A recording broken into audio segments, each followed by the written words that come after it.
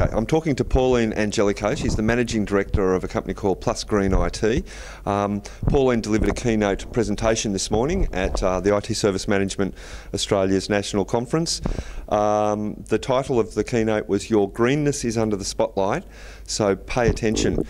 Now, Pauline, it's a really interesting issue, the whole green IT thing, something that's probably not getting as much attention as it should.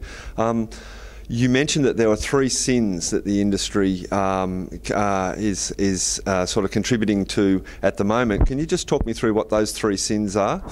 Sure.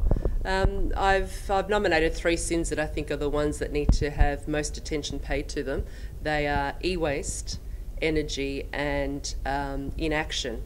So e-waste being electronic waste, and basically in the IT industry we consume a lot, and we need to be mindful of where those disposed components and electronic equipment actually goes. And 60% actually goes to landfill, but the unfortunate thing is that we have developed countries that are sending donations and second-hand goods to developing countries such as Vietnam, India, China, Africa, and that equipment is actually not really donations.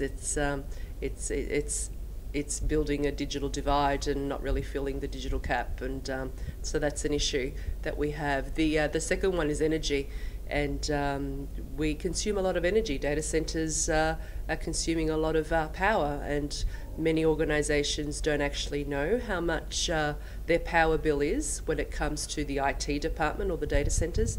So it's time that we start looking at dividing the bill and understanding what the carbon footprint is of an IT organisation or a data centre. And the third one, which I think is the most important really, is inaction. This is a big sin, if I can call it that, the green sin of IT. Inaction being that we just sit there and think it's not our problem.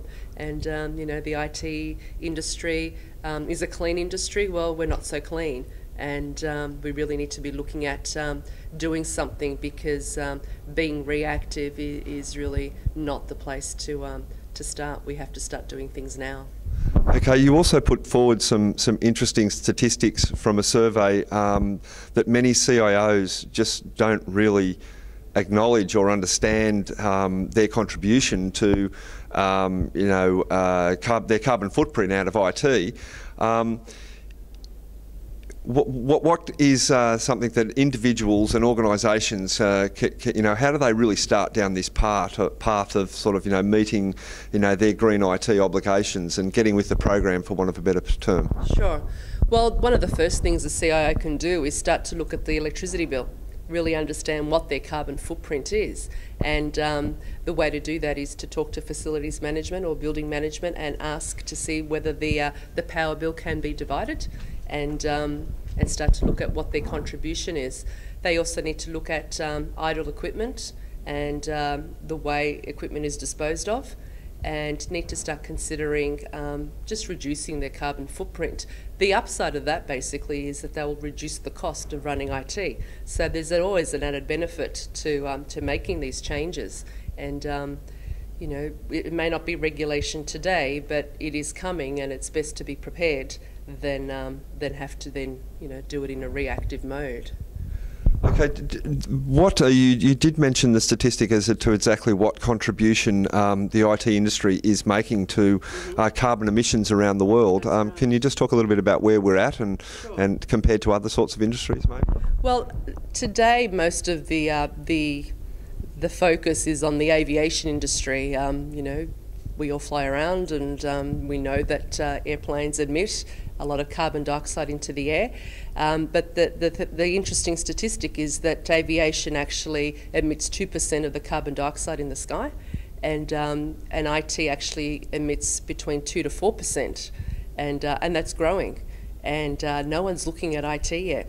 The focus is on aviation. The focus is on coal and mining, and just generating power and all those things. So no one's actually looking at IT yet. So the day will come, but we're not such a clean industry. So Pauline, what sort of regulations are in place now, and what sort of regulations can IT departments and organisations expect in the future?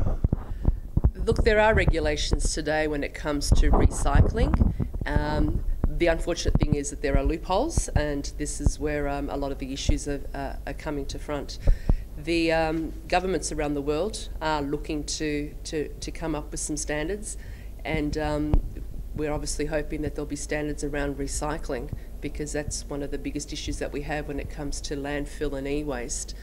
As far as individuals are concerned, there is a qualification that's recently been released through the British Computer Society that my organisation, PlusGreen IT, is offering to IT professionals here in Australia and in the Asia Pacific region. And it's the Foundation Certificate for Green IT, and that actually will help IT professionals get the knowledge and the key areas that they need to start focusing on, and every small step makes a difference. So having an individual credential is certainly going to help in moving forward. Okay, now you also mentioned the concept of a green champion within IT organisations. In this industry, we've got a great cross-section of people, so there would be people that are interested in conservation. I guess those people really need to sort of stand up and start sort of being the champion within their organisation to pursue a greener, a greener policies within this thing. So, what sort of encouragement can you offer to people that immediately recognise this as an issue, and what can they do within their own organisation to be a change agent and a champion of the cause? Sure.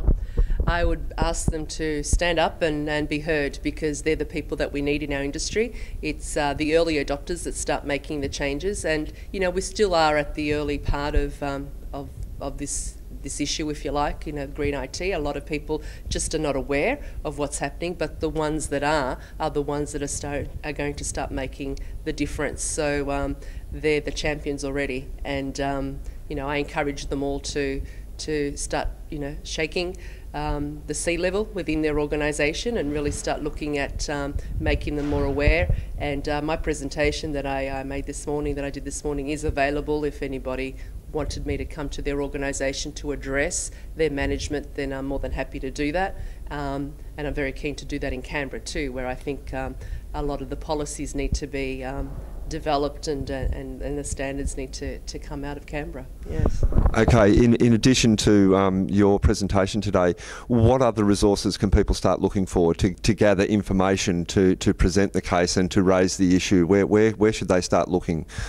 There are special interest groups that people should start becoming members of and start sort of following. There are books that have been developed. Certainly the itSMF has got some books in its library around green IT. There's a really good one that's just recently been released by Ian Savage and Karen Ferris, which I encourage people to read. And yeah, it's just special interest groups, and look to training, and look to people that are the champions already, and there's just a lot out on the internet that you can learn from, articles and all sorts of things. Okay, thanks very much, Pauline, for putting a really important issue on the agenda. Thanks very much.